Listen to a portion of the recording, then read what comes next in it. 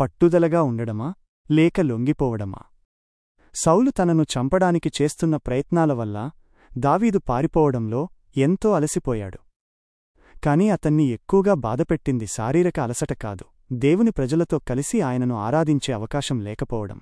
ఎందుకంటే దేవునితో సహవాసం లేకుండా ఉండడం ఆధ్యాత్మిక జీవితానికి చాలా బలహీనతను తీసుకొస్తుంది. దేవుని సన్నిధికి దూరమైన దావీదు తన రక్షణ కోసం తన స్వదేశాన్ని విడిచిపెట్టి శత్రుదేశమైన ఫిలిస్తీయకు వెళ్లాలనే శోధనకు లొంగిపోయాడు. అయితే శోధనకు లొంగిపోవటానికి బదులు దాన్ని ఎదిరించి దేవుడిపై ఆధారపడడం గురించి దావీదు కీర్తనల గ్రంథంలో వివరించాడు.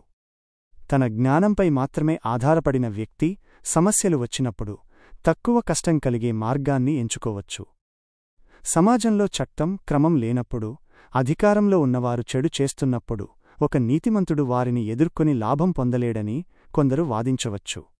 కాని దావీదు ఈ వాదనను తిరస్కరించాడు. ఎందుకంటే ఇలా ఆలోచించేవారికి దేవుని పరిశుద్ధత, ఆయన అధికారంపై అవగాహన ఉండదు. దేవుడు అన్నింటినీ చూస్తున్నాడు. దుష్టులపై ఆయన తన ఉగ్రతను కుమ్మరిస్తాడు, విశ్వాసులను తన సన్నిధితో కాపాడతాడు.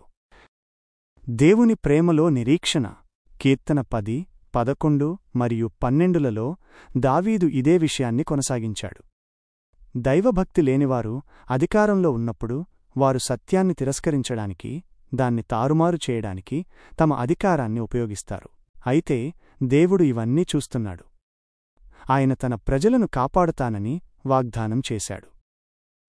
దేవుని ప్రజలకు ఉన్న ఏకైక నిరీక్షణ ఆయనలోనే ఉంది. ఎడతెగని హింసను భరించడం చాలా కష్టం. కీర్తనకారుడు నిరాశపడి, దేవా, నా కష్టాల నుండి నన్నెప్పుడు విడిపిస్తావు అని ఎలుగెత్తి ఏడ్చాడు. తనపై విజయం సాధించారని శత్రువులు సంతోషిస్తారేమోనని కూడా భయపడ్డాడు. కాని దేవుణ్ణి ఎలుగెత్తి పిలవడం వల్ల అతని భారం కొంతవరకు తగ్గిపోయింది. ఈ పిలుపు అతనికి దేవుని ప్రేమ అనే నిబంధనను గుర్తుచేసింది. ఆ దేవుడు ఎప్పటికీ తప్పిపోనివాడు. ఎడతెగని దేవుని ప్రేమ, దాని అర్థం. కీర్తనకారులు దేవుని ఎడతెగని ప్రేమ, అవిశ్రాంతమైన ప్రేమ అనే గుణాన్ని గురించి ఎక్కువగా వివరించారు. దీనికి హీబ్రూ మూలపదం కేసెద్, చేసెద్. దీనిని స్థిరమైన ప్రేమ, భక్తి, వాత్సల్యం, కృప, దయ అని అనువదించవచ్చు. ఈ పదానికి మూలంలో నిబంధనా భక్తి లేదా నిబంధన, నమ్మకత్వం అని అర్థం. నిబంధన అంటే రెండు వర్గాల మధ్య కొన్ని షరతులతో కూడిన ఒప్పందం. ఈ నిబంధనలో ఒక వ్యక్తిని మరో వర్గంతో ప్రేమ, విశ్వాసం, భక్తితో బంధించి ఉంచేదే కేసెద్. దేవుడు తన ప్రజల కష్టాల్లో, సంతోష సమయాల్లో తన నిబంధనా వాత్సల్యాన్ని, విశ్వాస్యతను అమలు చేస్తాడని వివరించడానికి ఈ పదాన్ని కీర్తనకారులు తరచుగా ఉపయోగించారు. ఈ పదం బైబిల్లో అనేక సందర్భాల్లో కనిపిస్తుంది. ఉదాహరణకు కీర్తన 5, కీర్తన 13:5 మరియు కీర్తన 25:7లో. వివరణ. దావీదు జీవితంలోని కష్టాల నుండి మనం నేర్చుకోవలసిన పాఠం ఏమిటంటే, శోధనలు వచ్చినప్పుడు భయపడి లొంగిపోవడానికి బదులు దేవునిపై నమ్మకం ఉంచాలి. దేవుడు సమస్తాన్ని చూస్తున్నాడు. ఆయన తన ప్రజలను ఎప్పటికీ విడిచిపెట్టడు.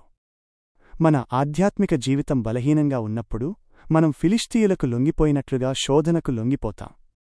దేవునితో ఉన్న నిబంధన, ఆయన చూపించిన కెసెద్ ప్రేమ మనకు ఎప్పుడూ నిరీక్షణను ఇస్తుంది. కీర్తన 13:5లో దావీదు, నేను నీ కృపను నమ్ముకున్నాను, నా హృదయం నీ రక్షణను బట్టి సంతోషిస్తుంది అని అన్నాడు. ఇది కేవలం మాటలు కాదు, తన జీవితంలో జరిగిన వాస్తవం. కాబట్టి మనం కూడా కష్టాలు ఎదుర్కొన్నప్పుడు మన సొంత జ్ఞానంపై ఆధారపడకుండా దేవుని నిబంధన, నమ్మకత్వంపై ఆధారపడాలి. ఆయనే మన రక్షణ, ఆయనే మన బలం, ఆయనే మనకు ఎప్పటికీ విశ్వసనీయుడు. మనం పట్టుదలతో దేవుని మార్గంలో నడిస్తే ఆయన తన స్థిరమైన ప్రేమతో మనల్ని ఆదుకుంటాడు.